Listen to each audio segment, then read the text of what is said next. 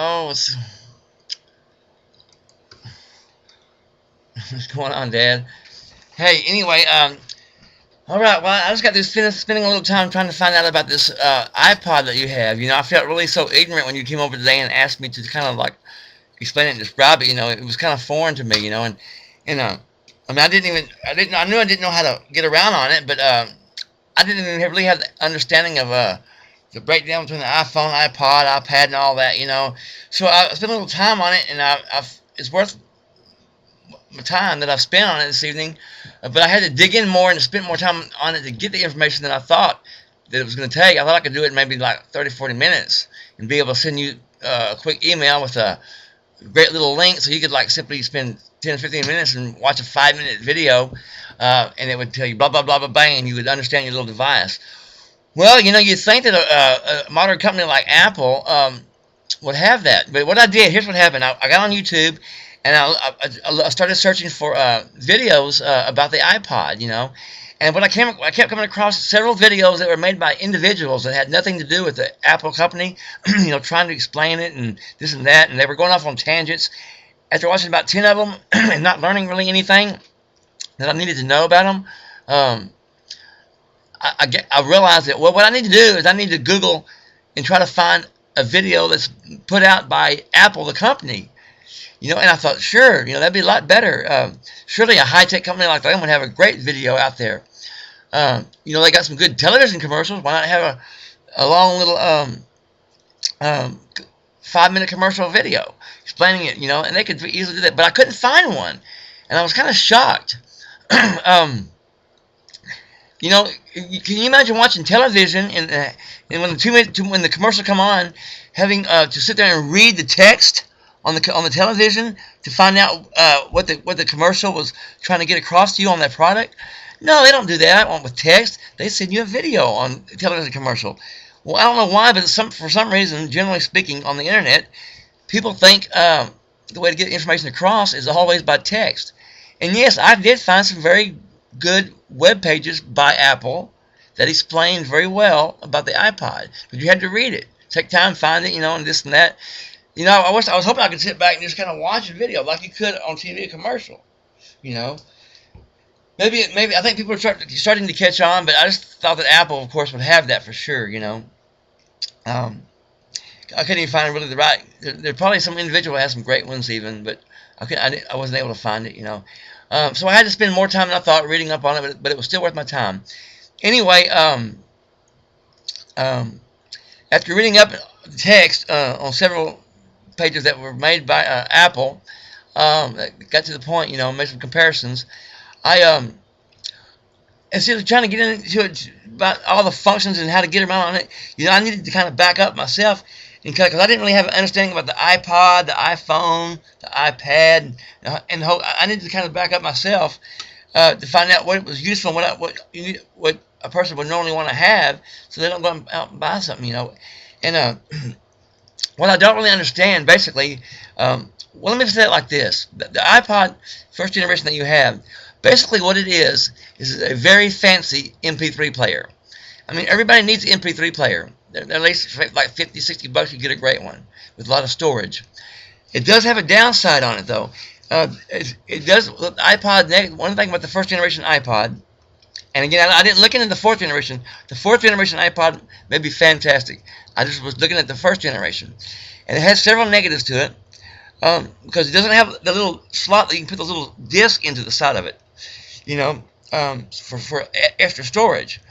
Or to keep your library in a keepsake. Because if someone steals your iPod, so you spend a lot of time putting a great library of songs and videos on it, like you would do any MP3 player, and like we're going to learn how to do on yours. If someone steals that iPod, or if it gets wet, your library is gone. You can't even make a backup on a disk of your library. I guess you could off your computer, maybe, but you would think that it would have the disk capability. It does have, as the MP3 player, most people think of it as just a device that plays songs, music. But it plays songs and videos. That's what MP3 players do. And of course, this MP3 player does do that. It can store up to 1,700 songs, approximately. I don't know how many movies it can store up to. But when you charge it, it charges up, it takes about 4 or 5 hours to charge it said, and you could play songs for almost 24 hours before the battery would die, and about 5 hours of video before the battery would die. It gives you an idea. You can buy a refurbished unit for about $115 or maybe even less on eBay. So it gives you an idea of what the real value is. I don't care what Apple says they sell. Apple probably doesn't even sell any first generations anymore. You can't even probably get one unless it's used, probably. Only an ignorant person would do that. Buy a new one. If you're gonna buy a new iPod, it's gonna be fourth generation. But anyway, I saw a couple out there for like $115 refurbished, and even by companies that were Apple approved of, so they work. But again, basically what it is, it's a fancy MP3 player.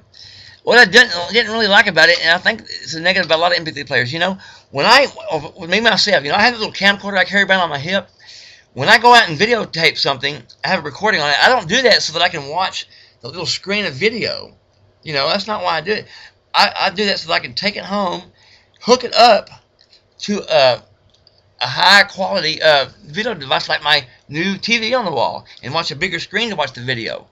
You can do that with your iPod, with the sound, with the songs, like we said, with that little headphones port, or you could hook up to some nice speakers or a PA system. But with video playback, you're stuck with it watching that little screen, and that's why they give you that little stand where you can put it aside, because I guess for going down the road, you can watch videos in your car, in the back seat of a car.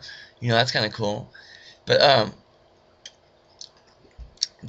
thought that was kind of negative about the video playback. I don't like those little speakers on it. Most MP3 players don't even have speakers on them. They insist that you put something in the headphone slot. This yours does have that. It's kind of cool. It's okay to watch. I guess if you like watching little screens, that's cool. But anyway, it's basically an MP3 player.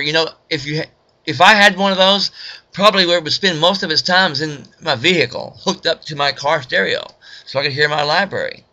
I mean, everybody needs an MP3 player. You can get them for about $60 and you get a real good one. What you have is a great MP3 player for your songs, and you will either spend most of its time in your car probably, so you play it back, or you take it into the house and set it up, and it's going to take a little time, and that's where we need to spend some time going into it and finding out how to get into the MP3 player part, how to set up playlists, organize them for all your songs and for all your videos. You got to learn those two processes, and that'll make that little iPod worth something to you, because it'll have all your songs, but you don't want to lose it. You can keep a backup of those on your computer, I guess. But it's going to be an MP3 player, basically, so to spend most of its time in the car. What I don't really figure out, what I don't understand, is when Apple started making the iPhone, you almost would think that they would discontinue the iPod, because why have a device, that I mean, put it to you like this: the fact that it has it's an MP3 player, it does have the Wi-Fi capability for internet. But the thing is, you're going to be carrying around a cell phone, okay? So you're stuck with two devices already. You got your iPod and your cell phone, because you can't use the iPod for a phone. So, and I'm telling you, in 6 more months or maybe a year from now, all cell phone services are going to include, maybe for another couple of bucks, internet service. You're paying a $50 cell bill already for your phone, so they just tack on internet service, and that's good anywhere. You don't have to be by Wi-Fi. I could be going down the road and get internet service on my phone. So the fact that it has internet capability, that's no big deal. Most phones are going to have that. The thing about the iPod by itself is no good if you have an emergency and you have a wreck on the side of the road. It's not going to do you any good, because you're not going to be by Wi-Fi. You might be able to sit there and hear your favorite song while you're dying, bleeding to death or whatever. But it's no good for emergencies. It's just a fancy MP3 player, basically. I carry around, when I go out of the house, my phone and my camcorder. But also, as you know, phones, you can't even buy a phone hardly nowadays without it also having internet service and video camera at least, or video capability, like a camcorder. I mean, I really feel naked when I'm out there walking around without having the ability, after having one for a couple of years, to not have to be able to record something that goes on. I mean, it's just a secure feeling that I have. If something comes up, anything that happens significant, I can videotape it on the spot. And a lot of people can do that too, also with their phones, you know. But my camcorder, and I am thinking about, in the future getting a fancier phone that has the internet. I mean, that has the built-in camcorder, so that I don't have to carry around two devices. You don't want to. I don't really like a whole lot of things connected to my phone, because if I'm videotaping something and the phone, what happens if the phone rings? It's nice to have a different device. You can keep, I don't know. There's pros and cons about having it all in one device. I just don't really understand why they even make the iPod. Now, the 4th generation iPod, I don't know anything about. Maybe it has some really neat things. See, we sit here and talk about, the negative thing about your iPod is that it doesn't have internet accessibility unless you buy somebody's Wi-Fi. Well, is that a downside? No, not really, because it doesn't have a $50 bill attached to it either, like your cell phone. So I guess it is kind of nice to have that, but if you're gonna have your phone, and if you need to get on email, you can email somebody with your phone and learn how to do that just as easy as you can with the iPod. You have to go in and learn the steps to it. All the little fancy touch stuff, to me, that means not much at all. Maybe I could get used to it and like it, but most people like that, and it doesn't mean much to me. It's like a play pretty. I think that was just like an experimental with that whole technology. The whole thing about the iPod was really, and I saw it by the owner of Apple myself when I saw an interview with him, is when they came across the whole technology about the touching deal. That was all about the touch, and sure enough, it is. It's like a real fancy MP3 player, Again, you don't want to spend too much money for them, but it's nice to have. Everybody needs an MP3 player, and we need to get into it and find out how to build playlist of songs. And that Genius thing, what that is, that's something that iTunes has, and that creates. Tamara, she didn't. Sandy's daughter, I can't. What's her name? She didn't put those songs in there. Those songs that you had that you don't know where they came from. Well, that was from iTunes. It's called Genius. They just make up stuff. If you put one of your own songs in there, they try to come up with their own idea of what songs are similar. You don't need. It's like having this. It's like listening to what some DJ plays. MP3 players are for what you want to put on there. Anyway, what else am I missing out on? What I learned was not a whole lot about how to get around on there. It was, I guess, what was more important for me is to get back and look at the fact. Well, if you have a phone, if you have a laptop, where does the iPod come in? It's not a whole. It's the MP3 player thing. That's what it is. I wish I had an MP3 player. Like I said, you can buy them for like $50, $60 and get one of the best ones. But when I get one, it's gonna probably stay in my car, or if I go to my girlfriend's house and she has a home stereo, I can take it into her house and hear my songs, Or the movies. Most MP3 players don't have screens. This year it does have a built-in screen and a built-in speaker. It does have that, but anyway, we'll try to find the. I'll read up and find out the exact steps of how to go in and create a playlist on your MP3 player, so that thing will become of more value to you. That's what you need to do. That's my opinion. I hope that was kind of helpful. I don't know. I appreciate the Christmas money today, really do. But I'm glad I did that because I kind of wanted to know about what the iPod is. Now I go to John and kind of ask him. I think he has one.